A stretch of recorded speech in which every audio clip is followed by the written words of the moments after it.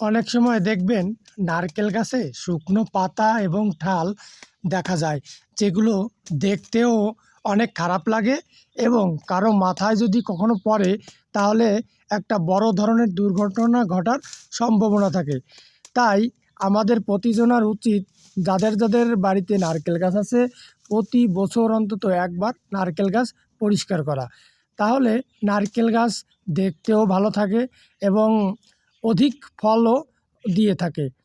আর নারকেল গাছে যদি প্রচুর পরিমাণে মরা ডালপালা থাকে এবং বিভিন্ন ধরনের গাছপালা থেকে পড়া আহ, পাতা যদি নারকেল গাছে বেঁধে থাকে, যেহেতু নারকেল গাছের খোলগুলা অনেক বড় থাকে এবং অনেকটা স্পেস থাকে, তাই ময়লা আবর্জনা পড়ার সম্ভাবনা বেশি থাকে। বিভিন্ন ধরনের প্রাণী যেমন ইঁদুর, পশু পাখি ওইখানে আশ্রয় গ্রহণ করে ওই ময়লার ভিতর, এবং নারকেল গাছটাকে তারা ধ্বংস করে দেয়। নারকেল গাছটাকে অনেক সময় তারা মেরেও ফেলতে পারে, যে কারণে পশু পাখি ইঁদুর থেকে রক্ষা পাওয়ার জন্য নারকেল গাছ সবসময়ের জন্য পরিষ্কার পরিচ্ছন্ন রাখা জরুরি। এতে নারকেল গাছ দেখতেও যেমন সুন্দর লাগে, তেমনি অধিক ফলনও নারকেল গাছ দিয়ে থাকে।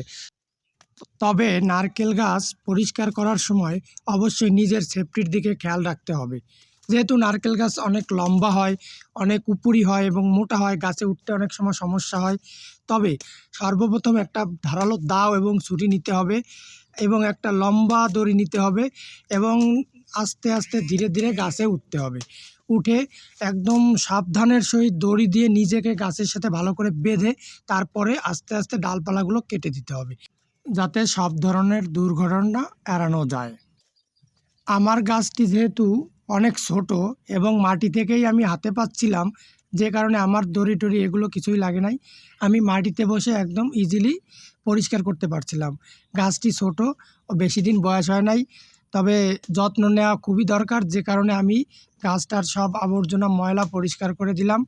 তো ভিডিওটা ভালো লাগলে অবশ্যই লাইক, কমেন্ট, শেয়ার করবেন আর একটা ফলো দিয়ে অবশ্যই পাশে থাকবেন। ধন্যবাদ সবাইকে।